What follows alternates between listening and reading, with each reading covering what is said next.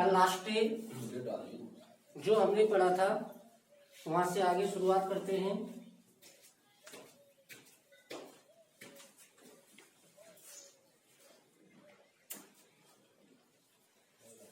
कल अंतिम अपनी जो वर्ब हुई थी वो हुई थी एस, और एस से आगे शुरू करते हैं। और एस से आगे जो अपना अगला अक्षर आएगा वो आएगा टी। नेक्स्ट अक्षर टी आएगा। अब देखिए किस तरह से हम टी की सेकंड और थर्ड फॉर्म बनाते हैं। तो सबसे पहले मीनिंग जो इसमें आएगी टी की वो होगी तुम्हारी टीयर, TEAR, टीयर। टीयर का मतलब होता है फाड़ना। और इसकी जो सेकंड और जो थर्ड फॉर्म होंगी दोनों ही फॉर्म इसकी अलग अलग होती हैं। सेकंड फॉर्म होगी इसकी टोर और थर्ड फॉर्म होती है इसकी टॉर्न। ध्यान रखना, इस तरह से इसकी सेकंड और थर्ड फॉर्म होती है टोर और टॉर्न। नेक्स्ट अगली जो इसमें आएगी आपकी वर्ब वो लेते हैं अपन टीच। टीच माने होता है पढ़ाना। अगर हम टीच की सेकंड फॉर्म लिखें तो इसकी सेकंड फॉर्म होगी टॉट। और यदि इसकी थर्ड फॉर्म लिखी जाए तो यही इसकी थर्ड फॉर्म होगी। जो सेकंड है वो इसकी थर्ड होती है। तो इस तरह से हम टीच की सेकंड और थर्ड फॉर्म बनाते हैं। नेक्स्ट अगला जो लेंगे इसमें वो लेंगे अपन लोग टेल। टेल माने होता है बताना या कहना। टेल की सेकंड और जो थर्ड फॉर्म होगी वो दोनों एक जैसी होती हैं, टोल्ड, और ये इसकी थर्ड होगी टोल्ड। इस तरह से टेल की जो सेकंड और थर्ड फॉर्म होती है वो बनाई जाती हैं। नेक्स्ट अगली जो फॉर्म आती है इसकी वो आएगी हमारी टेक, TAKE। और टेक माने होता है लेना। इसकी जो सेकंड और थर्ड फॉर्म होंगी वो दोनों ही अलग अलग होती हैं। इसकी सेकंड होती है टुक और थर्ड होगी इसकी टेकन। इस तरह से हम टेक की सेकंड और थर्ड फॉर्म बनाते हैं। नेक्स्ट अगली जो फॉर्म लेंगे हम इसमें वो लेते हैं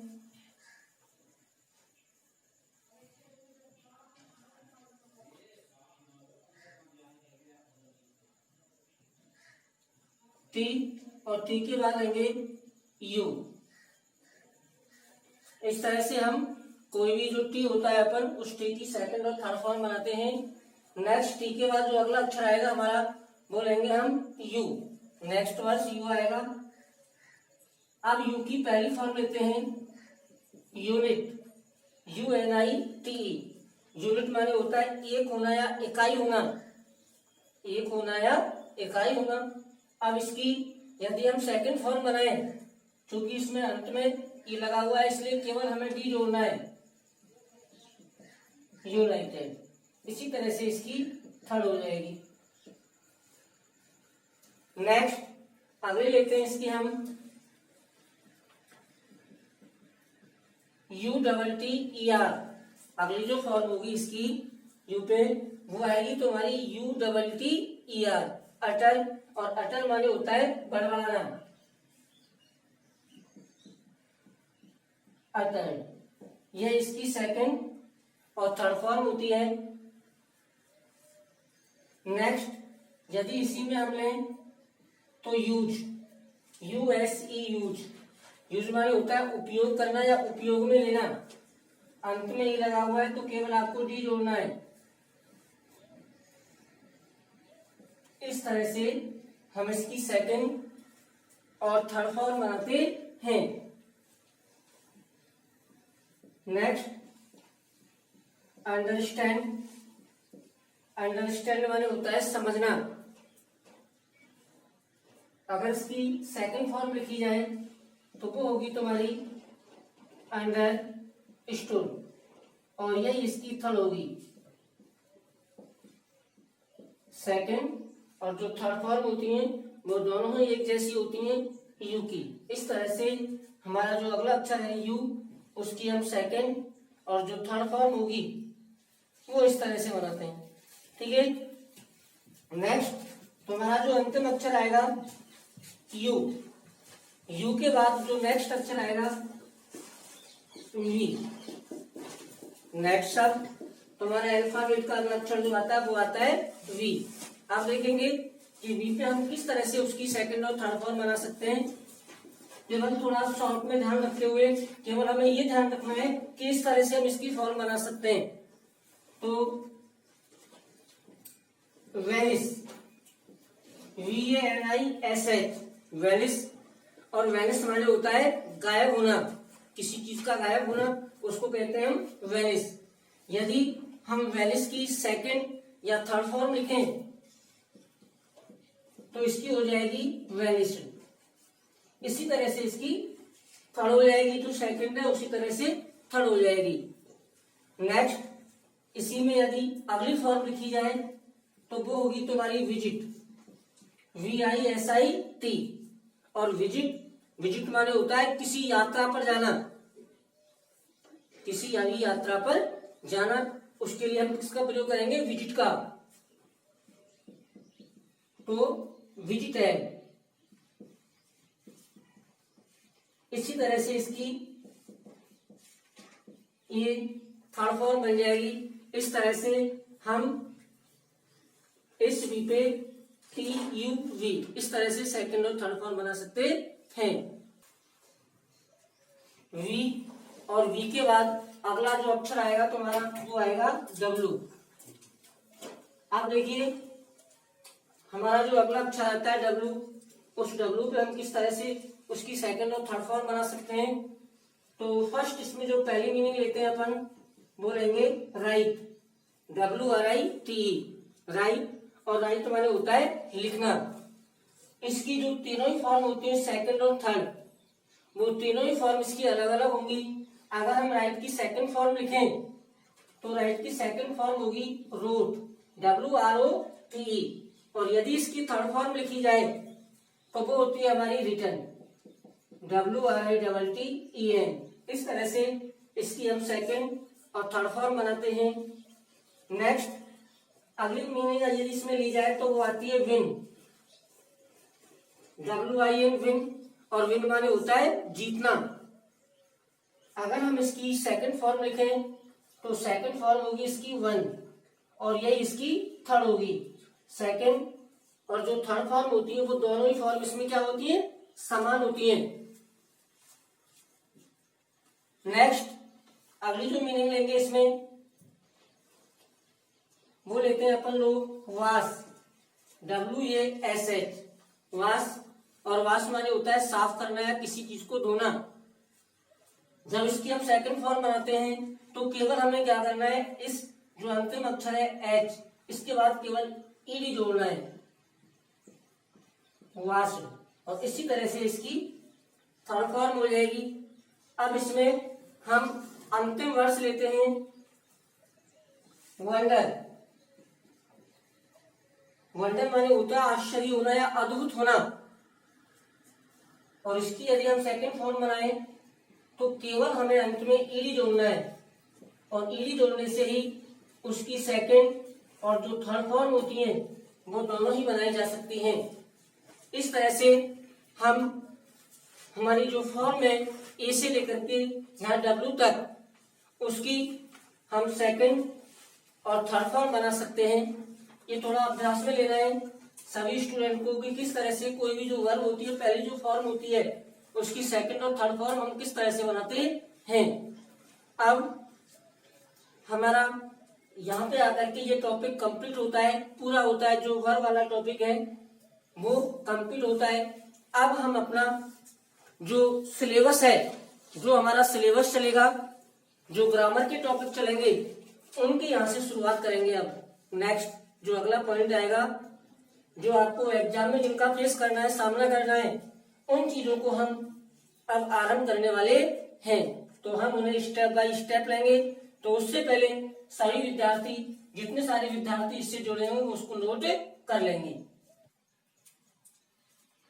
तो हम आपकी ग्रामर का जो पहला पॉइंट लेंगे नंबर 1, फर्स्ट, इसको करने वाले यहाँ से हम। तो पहला आपका पॉइंट आएगा number 1, direct and indirect speech.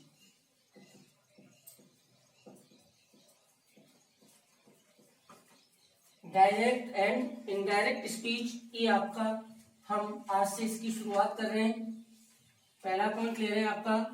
अब सबसे पहली चीज क्या है इसमें देखने वाली, क्या है कि ये जो आपकी ग्रामर का पॉइंट है, ये ग्रामर का पॉइंट आपकी एग्जाम में, आपके पेपर में 4 अंक आता है। पहली चीज ये ध्यान रखना, ये जो पेपर में आएगा वो 4 नंबर का आता है।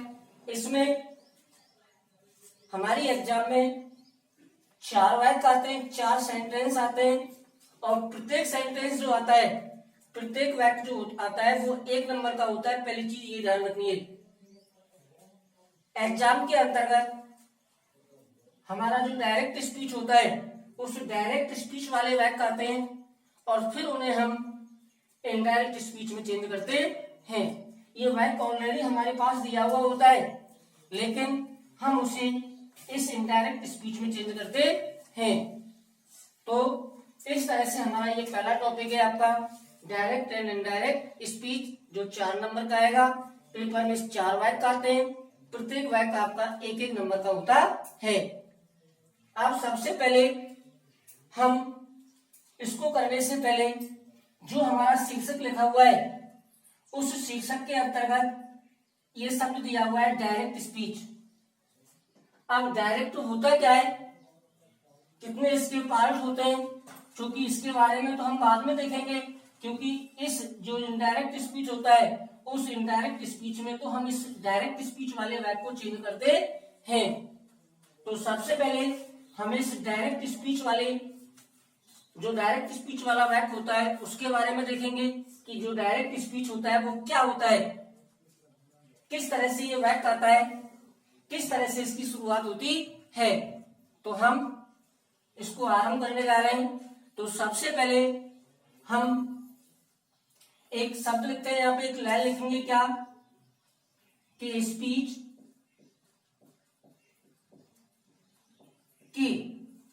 स्पीच के कथनों को 2 प्रकार से व्यक्त किया जा सकता है।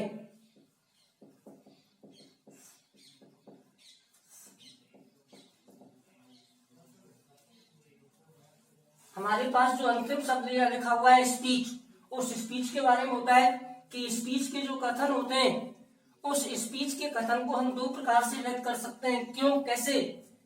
डायरेक्ट के बाद भी स्पीच लगा हुआ होता है और इनडायरेक्ट के बाद भी स्पीच लगा हुआ होता है। इसीलिए हमने ये पंक्ति लिखी है कि स्पीच के कथनों को 2 प्रकार से व्यक्त किया जा सकता है, एक तो डायरेक्ट के आधार से और एक इनडायरेक्ट के अनुसार। अब इसमें पहला नंबर 1 आता है तुम्हारा, हमने यहाँ पे जो लिखा है कि 2 प्रकार से उसको हम व्यक्त कर सकते हैं। अब उसमें पहला जो नंबर 1 आएगा, वो नंबर 1 क्या होगा उसे देखेंगे। देखिए,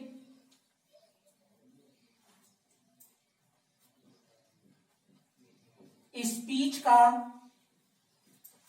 वह वाक्य,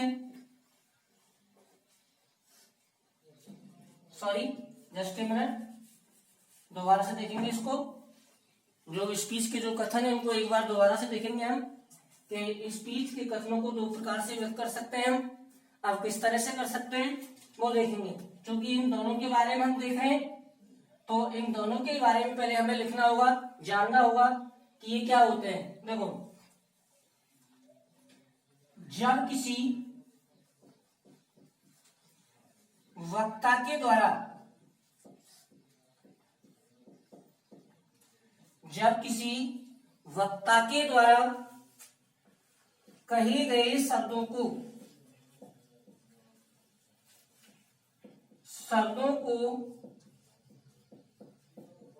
ज्यों के त्यों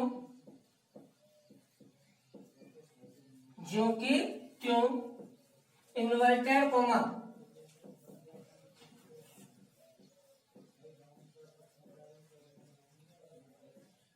इस तरह से हम इन्वर्टेड कॉमा लगाते हैं, में बंद करके लिखा जाए तो उसे डायरेक्ट स्पीच कहते हैं। ये पहला पॉइंट है अपना, इसमें ध्यान रखना है। जो अभी हमने फर्स्ट लाइन लिखी थी, क्या लिखा था कि स्पीच के कथनों को हम दो प्रकार से व्यक्त कर सकते हैं। अब उसमें पहला कथन आपका ये होता है क्या, कि जब किसी वक्ता के द्वारा कहे गए शब्दों को ज्यों के त्यों इन्वर्टेड कॉमा में बंद करके लिखा जाए तो उसे हम डायरेक्ट स्पीच कहते हैं। ये पहला कथन आ गया आपका डायरेक्ट स्पीच। जैसे यदि इसमें हम एक एग्जाम्पल देखें तो एग्जाम्पल क्या होगा इसमें, जैसे Ram said comma inverted comma I went to Jaipur last day. इस तरह से ये वाक्य है आपका, ये जो पूरा वाक्य है, ये पूरा वाक्य आपका डायरेक्ट स्पीच को हो गया, क्योंकि हमने अभी इसमें लिखा है कि जब वक्ता के द्वारा कहे गए शब्दों को ज्यों के त्यों इन्वर्टेड कॉमा में बंद करके लिखा जाए तो उसे डायरेक्ट स्पीच कहते हैं। Ram said I went to Jaipur last day. अब ये इधर से एक इन्वर्टेड कॉमा लगा हुआ है, इधर से ये एक इन्वर्टेड कॉमा लगा हुआ है। अब इस इन्वर्टेड कॉमा के अंदर जो वाक्य ना कथन है उसके बारे में ये कहा गया है कि मैंने आपसे जो कुछ कहा, मैंने विद्यार्थियों से जो कुछ कहा और विद्यार्थियों ने मेरे द्वारा कही हुई चीज को जैसे मैंने बोला वैसे ही लिखा तो उसे कहते हैं हम डायरेक्ट स्पीच। इस तरह से आपका ये पहला कथन होता है। नेक्स्ट दूसरा आता है इसमें क्या, कि जब वक्ता के द्वारा कहे गए शब्दों को ज्यों के त्यों ना लिखते हुए, ज्यों के त्यों ना लिखते हुए उसके अर्थ को या उसके भाव को लिखा जाए तो उसे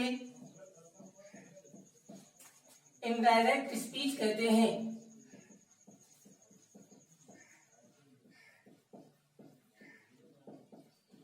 इनडायरेक्ट स्पीच कहते हैं, यानी कि मैंने जो कुछ कहा विद्यार्थियों से उस बात को ना लिख करके डायरेक्ट रूप से, बल्कि मेरे द्वारा कही हुई चीज का अर्थ निकाल करके उस अर्थ को लिखा कि मेरे कहने का अर्थ क्या है, तो उसे हम इनडायरेक्ट स्पीच कहते हैं। यदि इसका एक एग्जाम्पल लिखा जाए तो हमने ये जो एग्जाम्पल लिखा, जब इस एग्जाम्पल को हम इनडायरेक्ट स्पीच में बदलेंगे तो वो इस तरह से हमारा वाक्य बन जाएगा। कैसे, Ram said that he had gone to Jaipur the previous day। इस तरह से हमारे ये दो कथन होते हैं। तो सभी विद्यार्थी पहले इसको नोट करेंगे, फिर इसके बाद आगे बताया जाएगा आपको।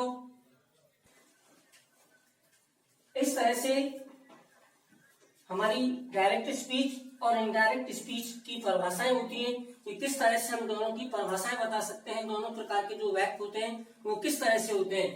अब सबसे पहले हमारा जो पहला पॉइंट था इसमें डायरेक्ट स्पीच, उस डायरेक्ट स्पीच ये जो मैंने एग्जाम्पल आपको लिखा, इस एग्जाम्पल के बारे में देखेंगे। तो देखो यहाँ पे अगला पॉइंट क्या आएगा तुम्हारा, कि डायरेक्ट स्पीच वाले वाक्य को डायरेक्ट स्पीच वाले वाक्य को दो भागों में बांटा जा सकता है। ध्यान रखना है कि अभी जो हमने डायरेक्ट स्पीच जो लिखा, ये जो डायरेक्ट स्पीच लिखा है, इस डायरेक्ट स्पीच वाला जो वाक्य होता है उस वाक्य को दो भागों में बांटा जा सकता है, यानी कि इसके दो भाग होते हैं।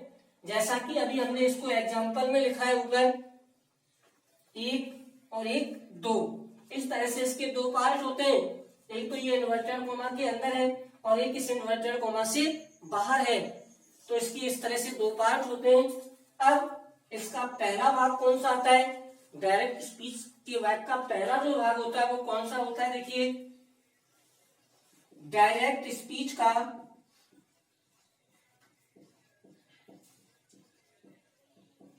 वह भाग, डायरेक्ट स्पीच का वह भाग जो इन्वर्टेड कोमा से बाहर होता है। ध्यान रखना है कि ऊपर जो हमने एग्जाम्पल लिखा उसके अनुसार ही चल रहे हैं कि डायरेक्ट स्पीच का वह भाग जो इन्वर्टेड कोमा से, इन्वर्टेड कोमा किस तरह से लगाते हैं वो ऊपर मैंने एग्जाम्पल में आपको बताया था। ये लिखा हुआ है इस तरह से, आपके इन्वर्टेड कोमा होता है, उसे बाहर होता है, उसे रिपोर्टिंग वर्ब, यानी कि अगर शॉर्ट में कहा जाए इसको तो आरवी, उसे रिपोर्टिंग वर्ब कहते हैं। जैसे अगर एक एग्जाम्पल लिखें तो हमने जस्ट ऊपर वाला जो वाक्य लिखा था उसी में से लिखेंगे राम सेड।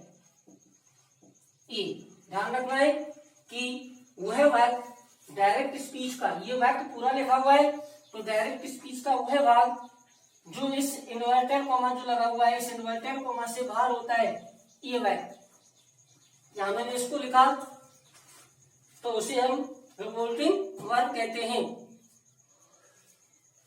तो इस तरह से हमारा ये पहला पार्ट होता है। तो ध्यान रखना है डायरेक्ट स्पीच वाले वाक्य को दो भागों में बांट सकते हैं। पहला पॉइंट हमने लिखा है कि डायरेक्ट स्पीच का वह भाग जो इन्वर्टेड कोमा से बाहर होता है उसे रिपोर्टिंग वर्ब कहते हैं, और यहाँ मैंने इसका एग्जांपल आपके सामने लिखा। नेक्स्ट आगे पर